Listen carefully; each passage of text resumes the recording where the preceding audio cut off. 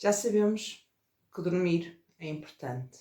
Já sabemos também qual a importância de uma boa noite de sono na nossa rotina. Mas será que é só dormir? Será que não existe aqui uma panóplia de coisas que devem ser analisadas na hora de termos uma rotina de sono? Sim, minha gente. Existe e chama-se ciclo circadiano. É sobre ele que te vou falar hoje. Anda daí.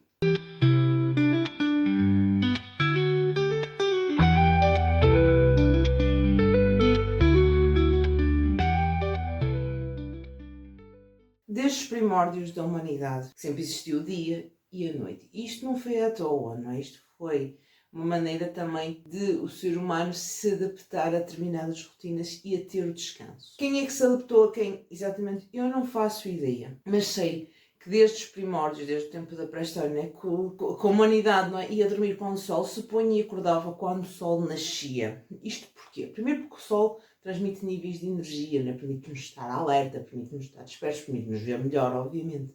E à noite seria então um momento em que os nossos antepassados descansavam, repunham energias e tinham todo um reequilíbrio, digamos assim, um reset de um dia de caça, de um dia de colheitas, de um dia intenso. E isto sempre foi muito importante para nós. Claro que agora, com a expansão de tablets, smartphones, televisões, computadores, luzes, todo este ciclo tem vindo a alterar um bocadinho. Até porque agora também existem, não é, os trabalhos noturnos que se calhar antigamente não existiam, ou não existiam tanto, ou com tanto volume, ou com tanta demanda. Pronto. O que é que acontece? Todos estes fatores influenciam muito o nosso ciclo circadiano, na medida que as luzes não nos deixam, as luzes, quando digo luzes, telemóveis, tablets, smartphones, televisões, etc., não nos permite, ou melhor, não permite o nosso corpo fazer aquele reset, porque ele vê luz, então na cabeça dele, e não é dia, não deve ser para meio-dia, 2 da tarde, siga para bingo, vamos continuar produtivos, vamos continuar a produzir, vamos continuar, e não, porque o corpo precisa das horas de sono, como tantas horas de trabalho e de rodinha no ar, não é como se costuma dizer. Por isso é que tantas vezes é tão apregoado a importância de se desligar equipamentos digitais à noite, meia hora ou uma hora antes de dormir, que é para dar tempo do corpo perceber que, ok, está a anoitecer, ou já anoiteceu, vamos para a cama, vamos dormir, vamos fazer o reset, vamos dar tempo ao nosso corpo, aos nossos órgãos, ao nosso cérebro, de fazer então o tal reset, o tal descanso para repor energias que ele tanto precisa para estar funcional, operacional e a 100% amanhã para o desempenho das minhas funções normais do dia a dia. O que acontece? Nós agora tendo luzes, tudo isto, né? Nós já não temos necessidade, por exemplo, com o horário de inverno, nos deitarmos se calhar, por exemplo, às 5 ou às 6 da tarde. Porque é muito cedo, né? Nós agora pensamos, tipo, às 6 da tarde estamos a sair de trabalho. Mas antigamente, quando as pessoas, por exemplo, trabalhavam nos campos, trabalhavam na caça, assim, na praia, tipo, o sol começava-se a pôr, eles começavam a vir para as suas casas porque já não havia nada que eles pudessem fazer ao longo daquele dia, não? O dia de trabalho sempre eles seria mais curto.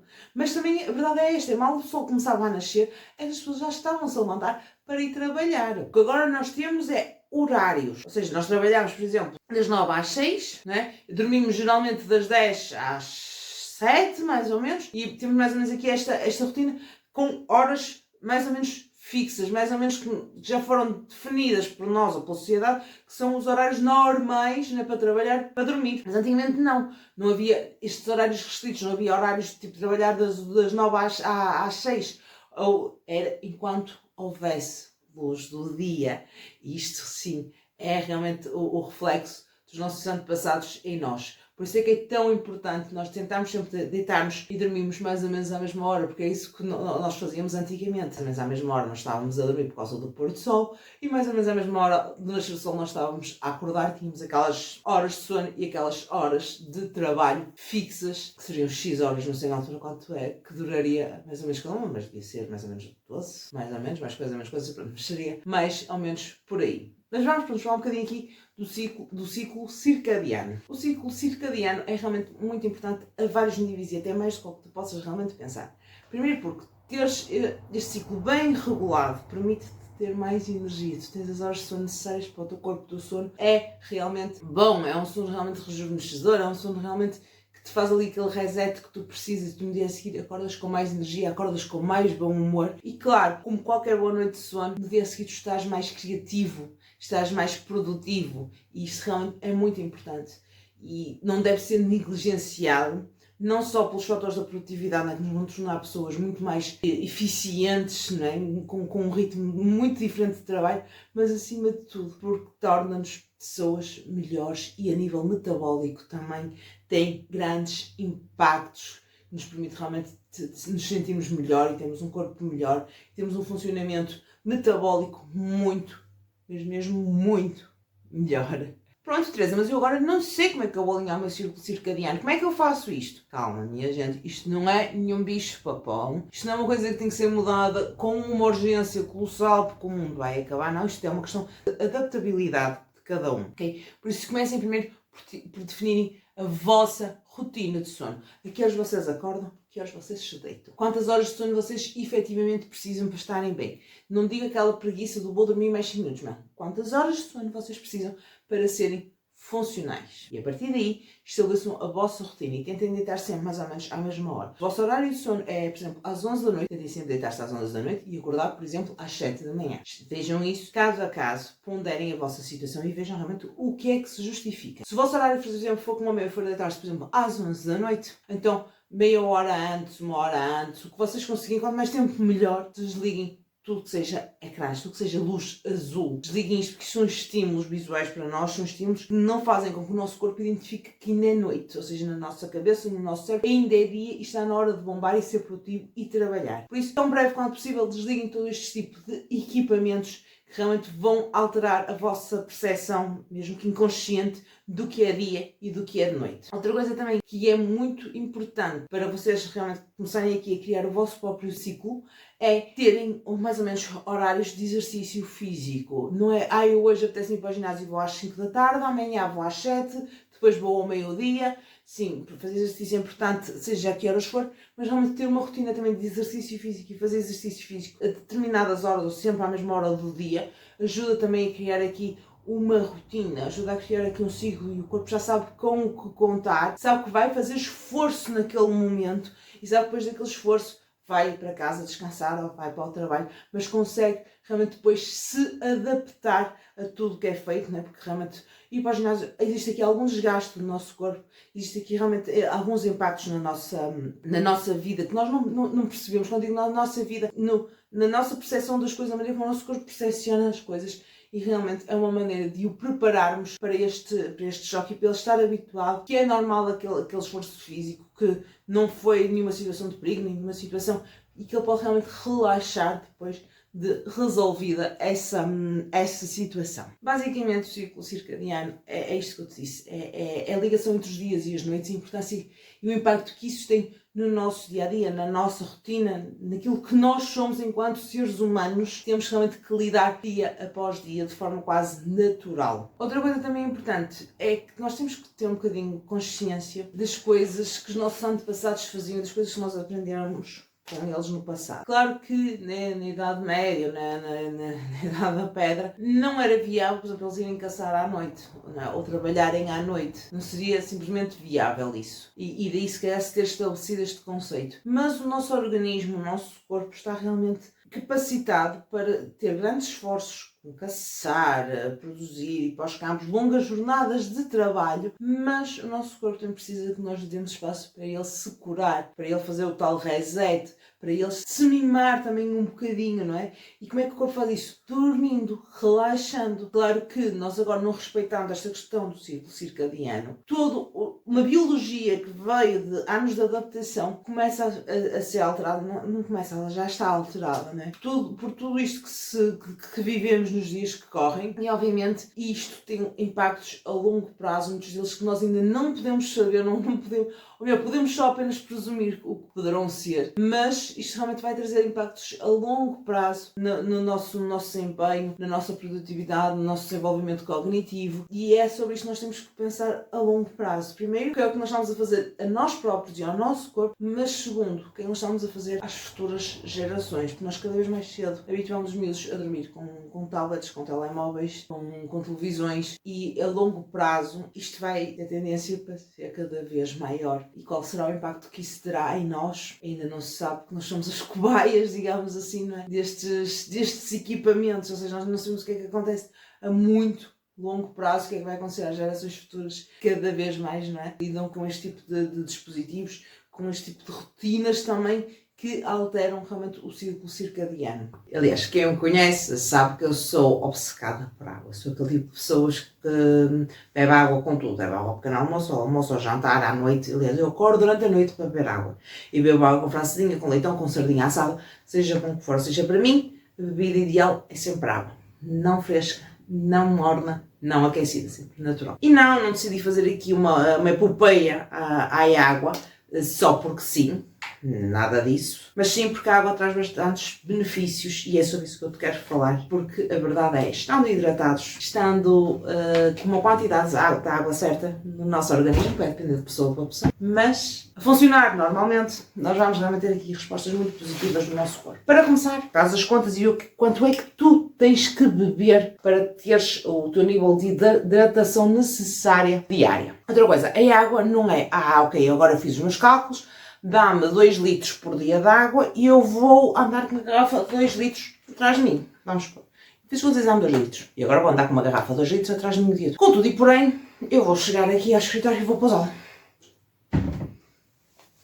E pronto, não bebo mais. Ao final do dia, quando estou a ir-me embora, pego a minha garrafa e digo, epá, não bebi a minha água. E o que é que eu vou fazer? Vou, por algum motivo, que eu não consigo perceber porque é que as pessoas o fazem, e depois é por isso que elas dizem, não gosto de água, porque se forçam a beber água de forma errada, mas decidem beber logo assim 2 litros como se estivessem, não sei, não sei como é que se bebe 2 litros de água assim de rajada, mas pronto. Isto também é errado, porque nós estamos a colocar muita água, muito de repente no estômago, sem, não é sem motivo, ok, o motivo é realmente repor os níveis de água, mas nós não estamos a tirar os benefícios dela. Não é só beber os 2 litros por dia, é beber ao longo do dia, para nós mantermos o nosso organismo hidratado, para nós mantermos o nosso organismo funcional. E já que estamos agora a falar da questão da hidratação, vamos realmente referir que a hidratação é um dos aspectos mais importantes no facto de se beber água, não é à toa que as pessoas que por norma bebem muita água têm geralmente uma pele bonita e bem tratada, aquele rarinho tipo de bebê. Pronto, é mais ou menos isto. Não é à toa que isto surge assim e não é à toa, não é que se diz que a água deve ser para ser bebida ao longo do dia. Se a ideia fosse beber água assim logo de manhã, às 3 pancadas, ou logo 2 litros ao final do dia porque me esqueci de beber, assim, eu acho que mal não faz. Sinceramente eu não sei se faz bem ou mal, mas sei, porque também fiz uma formação recentemente sobre nutrição, onde se realmente falou desta questão, não se vai tirar benefícios nenhum de beber 2 litros de água assim seguidos. Os 2 litros, ou 3 litros, ou 1,5 litro, ou 1 litro, dependendo, não é, depois está do teu peso, deve ser diluído ao longo do dia e não consumido todo uma única vez. É como a questão de beber água à refeição. Deve, não deve, o ideal realmente aqui é cada um consultar o seu médico, consultar até um nutricionista, porque pode haver aqui algumas patologias que possam realmente não ser aconselhadas, que podem atrasar de facto a absorção de algum tipo de nutrientes, como pode não fazer mal nenhum. Isso depois depende de caso para caso. Por isso, isto nós vimos aqui os influencers, a malta a falar na internet, o tio Google, nem sempre é taxativo. Ou seja, o ideal é vocês realmente consultarem o vosso médico, um nutricionista e avaliarem realmente a vossa situação com a água, com o que é que devem beber a água. Por exemplo, aquela questão da água com canela. Há determinadas patologias que não se deve beber água com canela, até porque existem 2 tipos de canela. A do seitan, que é verdadeira e que é mais pura, também é mais cara, por norma, não é tão fácil de encontrar. E depois há realmente aquela canela, a segunda canela, que eu ia fazer um gesto feio agora, mas há depois a segunda canela, que é a canela que se costuma chamar canela da China, que é mais barata, que é aquela que nós encontramos nos supermercados, mas que consumida em grandes quantidades vai trazer prejuízos à nossa vida, ok? E por isso é que nós não a devemos consumir em exagero. Por isso nós já temos tendência para consumir canela na fruta, canela no iogurte, canela aqui, canela ali. Se calhar não devemos pôr essa canela na água. Há determinadas também condições que realmente a canela, ou melhor, quando eu digo condições de patologias, que realmente a canela pode vir a agravar. E isso não é de todo aconselhável. Vejam com o vosso médico, com o vosso nutricionista, o que é aconselhável para vocês, ok? Aqui a ideia deste vídeo não é promover um estilo de vida onde agora nós vamos começar todos a beber água como se não houvesse amanhã, mas sim promover os benefícios da água de uma forma saudável e que depois cada um tem que adaptar à sua rotina e à sua realidade. E se já falámos da hidratação, temos que falar do desempenho físico. Não é à toa que as pessoas que estão desidratadas têm mau desempenho físico, têm dificuldades motoras, começam a arrastar, começam a ter até dores de cabeça, dores do corpo, porque realmente a desidratação afeta muito o desempenho físico. Eu vou-te dar um exemplo. Muitas vezes, e quando eu fazia o jejum intermitente, eu ficava com a sensação, por exemplo, de dores de cabeça, de fome. Okay? E uma das regras de ouro, quando se começa a fazer o jejum, fui acompanhada por um médico numa fase inicial, foi ter atenção a estes picos de fome. Porquê? Não era fome, era sede. Só que a maneira que o corpo tem de nos pedir água, muitas vezes, é através da fome e não da sede. Eu bebia água e realmente sentia que passava aquela fome que eu estava a sentir. Dores de cabeça é a mesma coisa. Quantas vezes eu estou com dores de cabeça e já estou ali, tipo, ai, ninguém me enxaqueca, não me dá. E lembro-me, deixa-me beber água, se calhar não bebi água suficiente ainda. Se calhar o meu corpo a pedir-me água. Muitas vezes as dores de cabeça, não estou a dizer que será a regra, principalmente para as enxaquecas, mas para as dores de cabeça ditas normais, a água ajuda imenso. Vocês não sabem o quanto, mas eu sei porque eu sofro de dores de cabeça e sei que o que estou a dizer é real. Alivia imenso as dores de cabeça. Muitas vezes as dores de cabeça é desidratação, que nós nem damos conta. Mas eu acabei de beber um copo, mas o teu corpo pode por algum tipo precisar mais.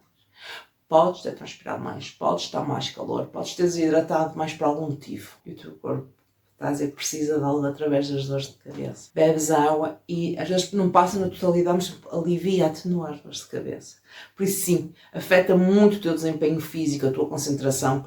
Por isso, beber água de X em X tempo de uma forma natural vai ter benefícios mesmo a nível cognitivo, a nível de concentração, a nível também do próprio bem-estar mental da pessoa. Testa e diz-me se não é verdade.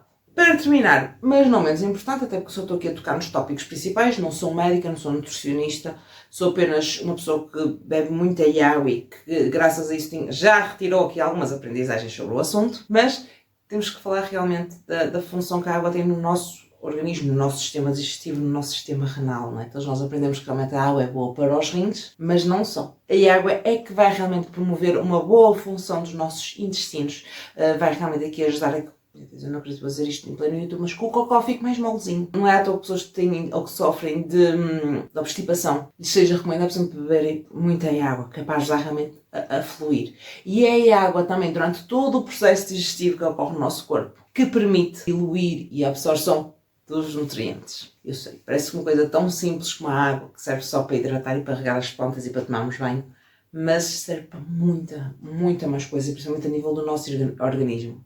Não é à toa, não é, que as pessoas aguentam mais tempo sem comer do que sem beber. Quando eu digo beber, nós temos que ter em mente a hidratação. A beber, sim, pode ser chá, pode ser café, nós estamos na mesma hidratados, mas nada é tão puro como a própria água. Até que se nós formos ver, todas as outras bebidas, ou quase todas as outras bebidas, têm a mesma base. A água, o café é feito de água, o chá é feito de água, não vou falar das bebidas alcoólicas, desidrata mais até do que o que hidrata, não é? Mas se formos ver, realmente temos a água que nos dá tudo isso. E depois a água traz, como eu disse, vários benefícios para aqui a nossa cabeça. Permite-nos realmente melhorar a concentração. Quando nós estivermos desidratados, ninguém se concentra. E deve ser sempre, pronto, tomada na sua forma mais pura, que é sem aromatizantes, sem isto, sem aquilo, sem aquilo. Se tu gostas de, por exemplo, a água aromatizada, se compras aquelas águas que agora se compra, tipo, acho que é água do mar, podes, ninguém te proíbe, não é? Não existe mal nenhum. Agora podes também realmente estar aqui...